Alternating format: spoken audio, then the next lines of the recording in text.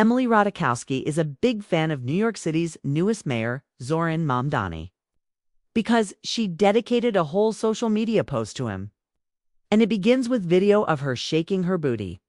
The model took to Instagram today to welcome Mamdani to the job. He was sworn in on New Year's Day, and the first slide of her carousel shows her dropping it low in an NYC bodega, shaking her tail feathers in a low-cut dress.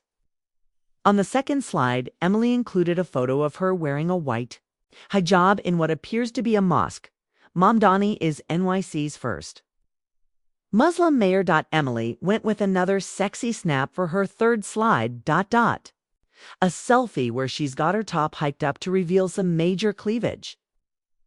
She capped the post with a photo from Halloween, walking down a NYC street for some trick-or-treating.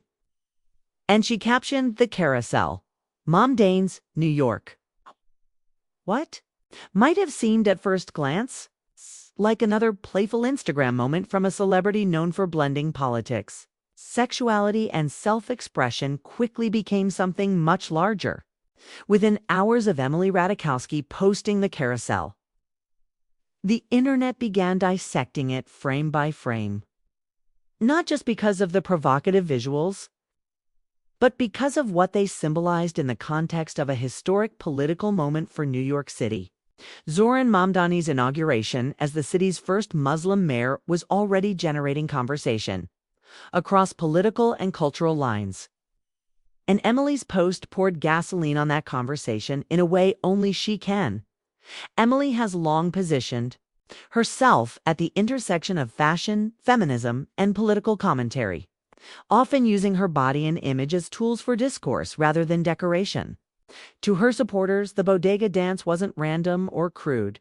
It was a celebration of New York's raw, everyday culture. The bodega is not just a convenience store in the city. It's a social landmark, a place of late-night conversations, morning coffee runs, and neighborhood familiarity. By dancing there, Emily wasn't glamorizing luxury or exclusivity. She was tapping into something deeply local, deeply New York. The choice of a low-cut dress and unapologetic movement was also very on-brand for her. Emily has spent years challenging the idea that sexuality and seriousness cannot coexist. In her world, shaking her body doesn't negate her intelligence or political awareness. It amplifies her refusal to be boxed in by outdated norms. For her audience, this wasn't about male gaze or shock value. It was about joy, freedom, and reclaiming space, even in places it's traditionally viewed as mundane or male-dominated. The second slide shifted the tone entirely. Gone was the movement, replaced by stillness and reverence. Emily, wearing a white hijab inside what appeared to be a mosque, immediately sparked conversation. Some saw it as a gesture of respect and solidarity with Muslim communities, particularly meaningful given Mamdani's historic role. Others questioned whether it crossed into performative allyship or cultural appropriation. Emily did not include a caption explaining the image, leaving interpretation open, a move that both fueled engagement and intensified debate. For many Muslim New Yorkers, the image landed differently depending on their own experiences. Some appreciated seeing a high-profile figure acknowledge Islamic spaces with humility. Others felt conflicted, unsure whether the moment was sincere or symbolic without context. What remained undeniable, however, was that Emily had once again succeeded in drawing attention to an issue many would otherwise scroll past: the cultural weight of representation in leadership. The third slide returned to Emily's signature aesthetic, a close-up selfie, casual yet deliberate. Her top lifted just enough to showcase her cleavage. It was a reminder of who she is and how she operates in public life. Emily does not compartmentalize herself. She does not separate politics from sexuality, activism from vanity, or motherhood from sensuality.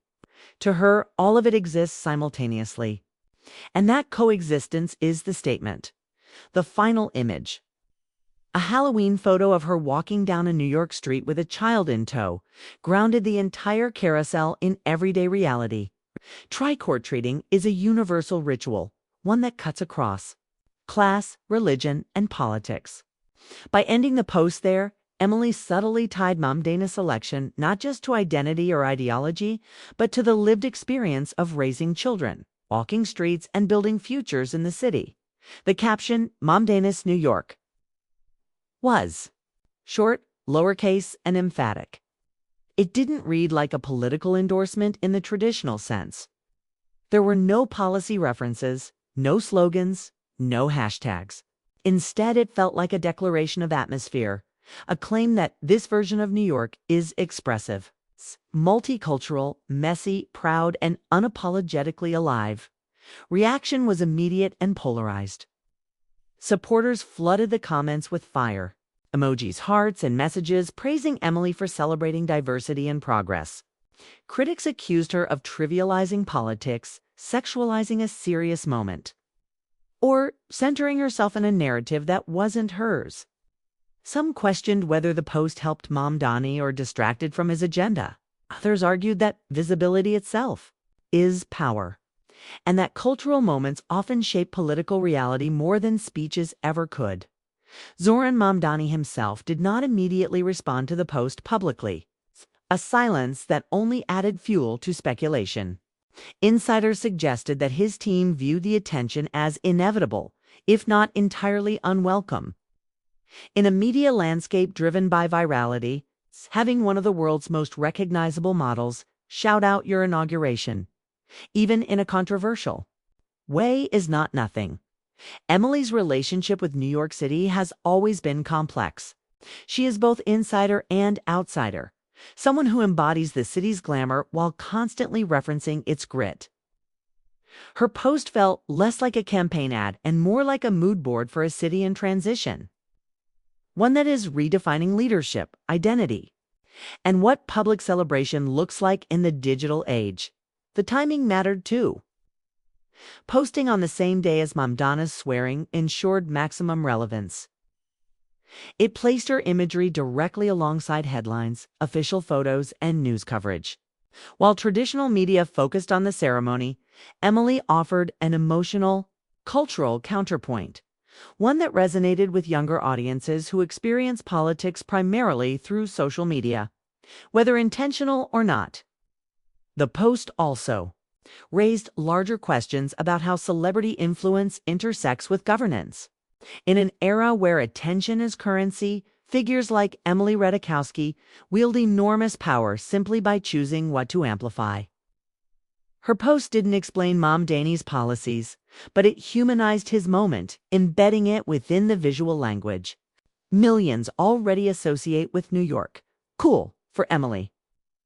This was not a departure from her usual approach, but a continuation. She has consistently argued that women should not have to choose between being sexy and being serious, between enjoying their bodies and engaging with the world around them. This post embodied that philosophy, perfectly chaotic to some, liberating to others, and impossible to ignore, as the comments continued to pour in and screenshots spread across platforms. One thing became clear. Emily Ratajkowski had once again managed to turn a single Instagram post into a cultural conversation. Whether viewed as celebration, provocation, or contradiction, Mamdani's New York became more than a caption. It became a snapshot of a city and a moment negotiating what progress looks like when tradition meets disruption. And if history has shown anything, it's that New York has always thrived on exactly that kind of tension.